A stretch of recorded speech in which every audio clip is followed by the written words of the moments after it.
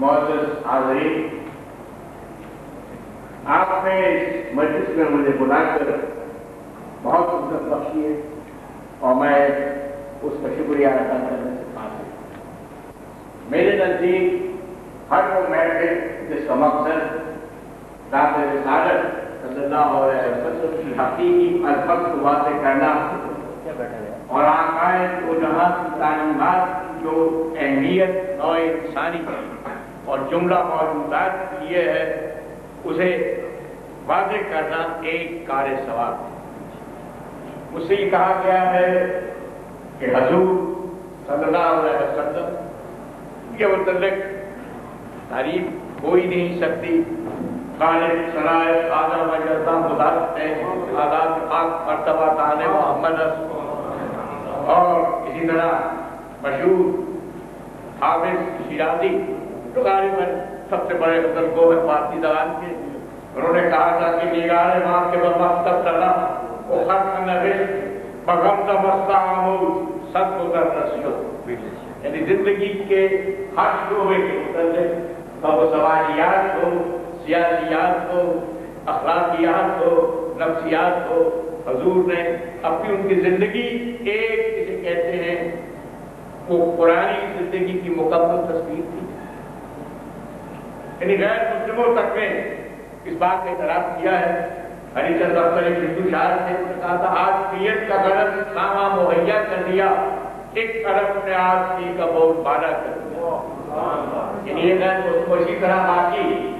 جتنے بھی شاعری چھپے ہیں کہ انسانی تاریخ میں سب سے اہم کردار اس کا رہا ہے اور واقعات سب سے زیادہ اور انسانی افکار سب سے زیادہ اثر انداز کون سی شخصیت ہوئی ہے تو وہ حضور صلی اللہ علیہ وسلم اور بہت جیسے میں نے عرض کیا کہ کوئی ایسا جیسے کہا گیا مولانا ظفر علی خان ہے جو مذہبیوں سے کھل نہ سکا اور نقطہ بوروں سے حل نہ ہوا، وہ رات ایک کملی والے نے بتا دیا چند اشاروں میں۔ تو ہر چیز کے اس کو ذرے کو اشارے کیے ہیں اور خاص طور پہ زندگی کی میں سمجھتا ہوں معاشیات کی بڑی اہمیت، یعنی ایک حضور صلی اللہ علیہ وسلم کی متعلق روایت ہے، کہا اللہ تعالیٰ مجھے دو چیزوں سے بچا، ایک الحاد اور دوسرا غربت۔ جب کسی نے پھر انہوں نے کہا کہ غربت انسان کو کفر کی طرف لے جاتی ہے، اس بات سے انہوں نے ایسا معاشرے کی تشکیل کے لیے جو غربت تھا بہت زیادہ اس کی اہمیت دی اور ایک سمجھتا ہوں بڑی مشہور مولانا علی کی نعت ہے، اس میں بھی حضور کی انسان دوستی اور غریبوں سے الفت اور ایک فلاحی معاشرت ہونے چاہیے بڑے اشارے ہیں۔ وہ نبیوں میں رحمت لقب پانے والا، مرادیں غریبوں کی بردانے والا، مصیبت سے غیروں کے کام آنے والا، وہ اپنے پرائے کا غم کھانے والا، فقیروں کا مرجع، غریبوں کا ماوا، یتیموں کا والی، غلاموں کا مولا۔ اس بات سے انہوں نے ایسا معاشرے کی تشکیل کے لیے جو غربت تھا بہت زیادہ اس کی اہمیت دی اور ایک سمجھتا ہوں بڑی مشہور مولانا علی کی نعت ہے، اس میں بھی حضور کی انسان دوستی اور غریبوں سے الفت اور ایک فلاحی معاشرت ہونے چاہیے بڑے اشارے ہیں۔ وہ نبیوں میں رحمت لقب پانے والا، مرادیں غریبوں کی بردانے والا، مصیبت سے غیروں کے کام آنے والا، وہ اپنے پرائے کا غم کھانے والا، فقیروں کا مرجع، غریبوں کا ماوا، یتیموں کا والی، غلاموں کا مولا۔ مطلب سوال کرتی کہ ہر چیز انہوں نے بتایا ہے کہ ان کا جو زیادہ اہمیت کی ہے معاشرے میں، کوئی شخص غریب نہ ہو، معاشرہ ایسا ہو کہ ایک دوسرے کی مدد کی جائے۔ ان آج کل کی اس طرح میں آپ کہتے ہیں کہ فلاحی مملکت جو ہے اس کا تصور انہوں نے پیش کیا اور خود میں سمجھتا ہوں خلفائے راشدین کے زمانے میں بھی حضرت عمر کی مثالیں موجود ہیں۔ کہا اگر ایک بھوکا بھی کہیں نہ جائے فلاح کے کنارے پہ ہوگا تو میں سمجھتا ہوں کہ میں کامیاب خلیفہ نہیں، یعنی اس سے بڑھ کے اور کیا ہو سکتی ہے۔ یہ تمام چیزیں اس چیز کی نشان نہیں کرتی ہیں کہ جناب دنیا میں، اسی لیے غالب نے ایک اور جگہ کہا ہے تاکہ دنیا میں ان کی روشنی کی وجہ سے ایک تجزیے کی جو باقاعدہ برکت ہوئی ہے، مظلوم تھی کہ شک تجلی قلوب کی قسمت پوری کرے قدو رخ سے ظہور۔ اسی لیے کہا گیا ہے کہ سب کچھ تمہارے واسطے پیدا کیا گیا، سب غائبوں کی غائب سے اعلیٰ خوبی تو ہوا۔ اس کے بعد میں یہ کہوں گا کہ بدقسمتی سے ہمیں اس بات کا احساس ہونا چاہیے کہ باوجود کہ اس وقت دنیا میں سلامت اسلامی ملک ہیں اور غالباً دنیا کی 6 ارب زیادہ آبادی میں 22% کے قریب مسلمان ہیں، 1.2 بلین کے قریب 1 بلین میں 100 کروڑ ہوتے ہیں، لیکن یہ نہیں کہا جا سکتا کہ کہیں بھی صحیح معنوں میں ایک اسلامی فلاحی مملکت ہے۔ ہم جناب پڑھتے تو ہم سب کچھ ہیں، بار بار کہتے بھی ہیں کہ اسلام پہ ہمارا ایک ساتھ ہے، سب کچھ ہے، لیکن جب تک آپ کا عمل نہ ہو وہ بات بنتی نہیں ہے۔ اب پاکستان کو ہی دیکھ لیجیے، میں بالکل صحیح بات کروں گا، باوجود اس کے اپنے کافی ترقی کی ہے اور باوجود یہ کہ اب بھی جمہوریت کے توقع چیز پر پاکستان بنا تھا۔ سردار پٹیل نے کہا تھا کہ جناب 6 مہینے نہیں چلے گا اور واپس یہاں جڑ جائیں گے، لیکن ہم نے ان کے تمام چیزیں غلط ثابت کی اور جو کچھ بھی ہمارے یہاں کوتاہیاں ہو، قومی پیداوار پچھلے 55 سال سے 5% سالانہ اوسط کے حساب سے بڑھتی رہی ہے۔ فیکس آمدنی بھی ہم کہہ سکتے ہیں کہ جو 48-49 میں تھی، اب باوجود جب دفاع کو بہت خرچ کرنا پڑا، ملک کو ضبط ہو گیا، سیاسی عدم استحکام رہا، رشوت رہی، جو کچھ کی برائیاں ہیں سب کو پتہ ہونا چاہیے، لیکن اس کے باوجود کی آمدنی 3 گنا بڑی ہے، مگر معاشرے میں کمزوریاں بہت ہیں۔ ایک تو میں سمجھتا ہوں یہی ایک ہم اسلامی دنیا کی سب سے بڑی خدمت یہ کر سکتے ہیں کہ ہم یہاں ایک مثالی اسلامی معاشرہ ہیں، اور دیکھیے اس وقت کہا جاتا ہے کہ 1/3 آبادی خط فقر یا غربت کی لکیر کے نیچے ہے، یعنی $1 سمجھیے 58 روپے روزہ قیامت سے کم ہے۔ اب 14.25 کروڑ اس وقت ہے ماشاءاللہ، اور 1/3 اگر آبادی ہے تو سمجھتا ہوں کہ بہت بڑی کمزوری ہے۔ پھر اس کے علاوہ اگر آپ بے روزگاری کی طرف دیکھیں، اگر آپ اردو میں شمار کریں جو پورا دن کام نہیں کرتے، جسے ہم کہتے ہیں انڈر امپلائمنٹ انگریزی زبان میں، تو ہماری بے روزگاری کی شرح 10.45% ہے۔ یہ بھی ایک پھر جہاں تک دولت کی تقسیم کا سوال ہے،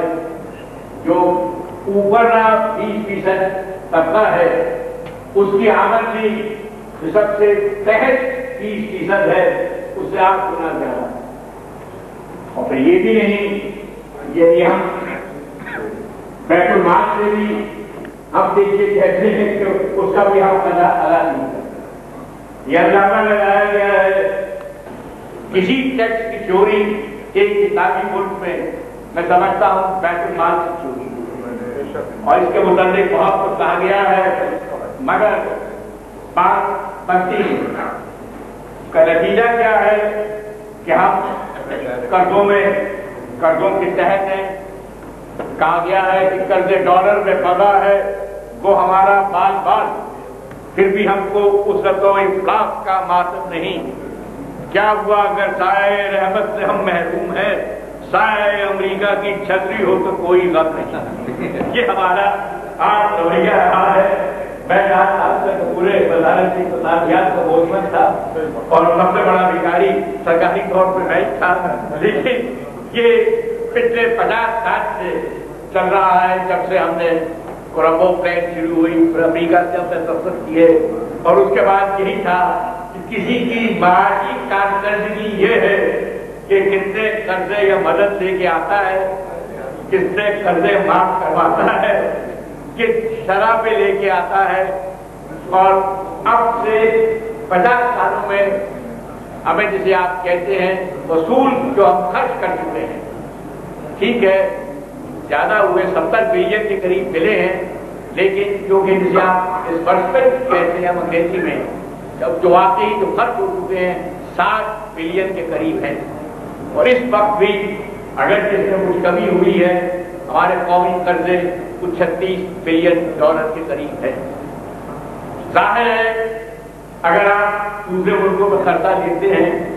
تو آپ کو ان کی شرطیں بھی ماننی پڑتی ہیں۔ ہمارے یہاں اکثر یہ کہا جاتا ہے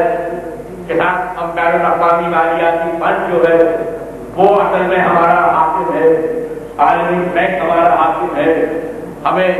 اپنی حکمت عملی مدد کرنے کی آزادی نہیں ہے۔ آخر میرے بھائیوں یہ کیوں؟ کیونکہ یہ چیز تو بالکل واضح کہ اگر آپ اقتصادی طور پر کسی پہ انحصار کرتے ہیں تو آپ کی جسے آپ کہتے ہیں حاکمیت اعلیٰ جو ہے وہ اقتصادی امور میں نہیں رہ سکتی۔ وہ غالب کا مشہور شعر ہے، مجبوری و دعوائے گرفتاری الفت دست سنگ آمدہ پیمانے وفات۔ اگر آپ کی ذرا معیشت جو ہے ان کے ساتھ پھر آپ یہی کہتے ہیں کچاوئی قرضوں کی جو ادائیگی ہے اس میں آپ توحید کر دیجیے، کچھ قرضے معاف کر دیجیے، ہم بھی کہہ رہے ہیں کہ ہم لیکن پھر ان کی شرائط ماننی پڑتی ہیں۔ اس لیے میں نے آپ سے کہا کہ جہاں ہماری بہت سی ترقی ہوئی ہے ہماری تجارت، اسی طرح آپ بہت سی اب 57 ملک ہیں، ہم نے شروع سے کوشش کی کہ اسلامی دنیا میں اتحاد ہو۔ 1949 میں پہلی اسلامی اقتصادی کانفرنس ہم نے یہاں کی، مگر ٹھیک ہے سب نے کہا بہت اچھی بات ہے، آپس میں تجارت پوری ہونی چاہیے، تکنیکی مدد دینی چاہیے، جن ملکوں کے پاس سرمایہ ہے وہ ہمارے یہاں لگائیں تاکہ یہاں انسانی مسائل جو ہیں ان میں جسے آپ کہتے ہیں ہیومن کیپٹل فارمیشن، انسانی سرمایہ کاری میں اضافہ ہو۔ لیکن باوجود اس کے کہ 56 سال گزر گئے ہیں اب بھی جیسے کہ اسلامک ترقیاتی بینک کی رپورٹ سے ظاہر ہے مسلمان ملکوں کی آپس میں تجارت جو ہے ان کی کلی تجارت کے مقابلے میں 10% زیادہ ہے، اور آپ امریکہ کی طرف بھی دیکھتے ہیں سرمایہ کے لیے جن کے پاس فاضل سرمایہ ہے وہ وہاں امریکہ یورپ میں لگاتے ہیں اور ہم باتیں تو بہت کرتے ہیں، لیکن جیسے کہ کہا گیا ہے الفاظ کی تکرار سے بنتی نہیں کوئی بات، جب تک نوافاظ کا ہو الفاظ سے الفاظ، رائے تو سب کچھ ہے مگر نہ ہے خرافات، جمہوریت و حریت و امن و مساوات، عدل و مساوات۔ میرے بھائی بات یہ ہے کہ ہم باتیں تو سب کرتے ہیں لیکن جب یہ بدقسمتی ہے تو میں سمجھتا ہوں اگر واقعی کوئی ہم یہاں جیسے جب نے کہا تھا کہ وہ اسلام کے نام پہ بنا ہے، اسلامی افکار زندگی کے ہر پہلو میں ہوں گی، ایک صحیح معیشت قائم کرتے اور دوسروں کو اتنا احساس نہ ہوتا تو باقیوں کے لیے بھی مثال ہوتی۔ لیکن اب تمام اسلامی ممالک پہ آپ نظر ڈالیے، ہم نے پہلے ایک علاقائی تعاون کی کمپنی بنائی تھی ریجنل کوآپریشن، اس کے بعد سے کہا گیا اکنامک کوآپریشن، اس کے اور ممبر بھی بنے۔ میں جانتا رہا تھا وہاں اس زمانے میں بہت تھا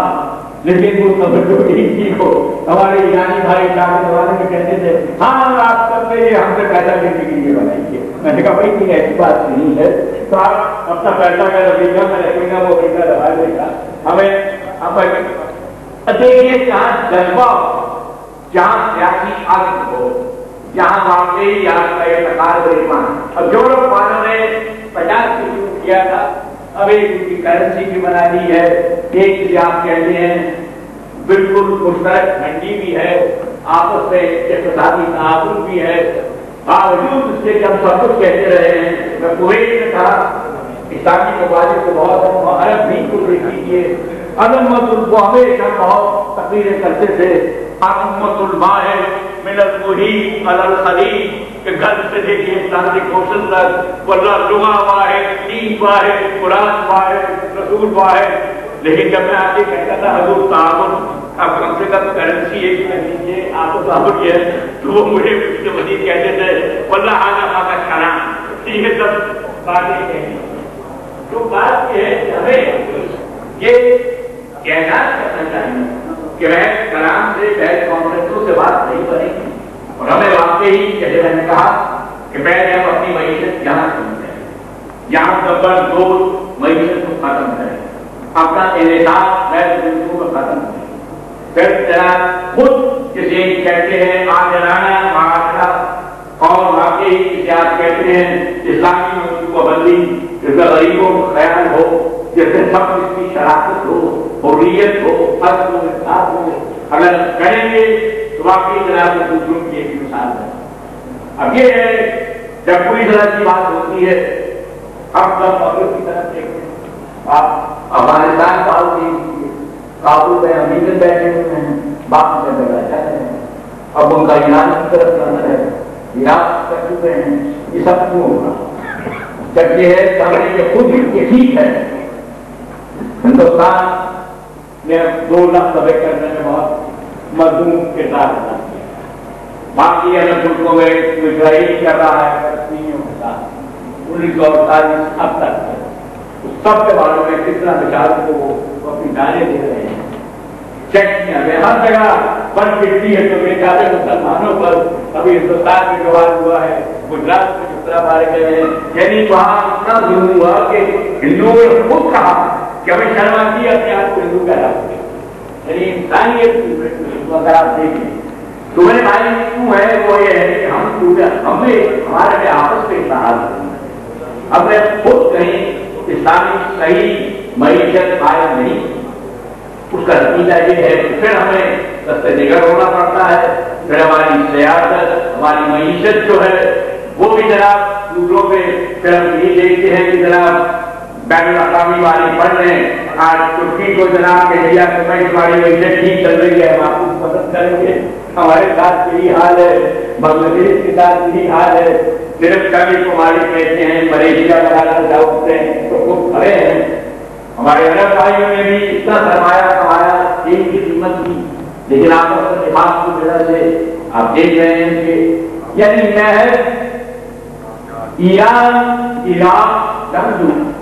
خود اپنے مسلمان بھائیوں پہ کتنا ظلم کیا یہی چیزیں اگر غریبوں کو دی جاتی سائنس کی ترقی میں خرچ ہوتا انسانی سرمایہ کاری ہوتی یہ ٹھیک ہے کہ ہر سال میرا جو میں نے حصہ لیا تھا اس کے بنانے میں اس زمانے میں وہ تو تھا اسلامی ترقی آتی ہے اپنی طرف سے بہت کوشش کر رہا ہے لیکن لوگ کیا آپس میں تجارت پڑے آپس میں ان کی جو ہے خریدے بنانے دوسری چیزیں کچھ ایسے ترقیاتی منصوبے لگائے جائیں جس سے باقی ممالک بھی شامل ہوں اور وہ ساری اسلامی دنیا کے لیے کارآمد ہوں ان کی باقاعدہ سائنس اور ٹیکنالوجی کی ترقی کے لیے ایک جوائنٹ کانفرنس ہوتی ہے جیسے وہ کہتے ہیں کہ اور ہمیں آپ سے ایک غلط تصویر نہیں کیونکہ جب تک ہم اس حقیقت سے واضح نہیں ہوں گے اچھی طرح وہ بات آگے نہیں بڑھ رہی ٹھیک ہے نا کتنا بڑا المیہ تھا کہ باوجود مسلمان ہونے اور ایک یاد ہے سرکاری سمسار کرتے تھے کہ ہندوستان میں چل ہو جائے گا تو وہاں پہ طرح کی ہے ہم اسلامی بھارت کی وجہ سے ملک رہیں گے لیکن ہمارا یعنی میری نسل کے لیے یہ بہت بڑا عظیم المیہ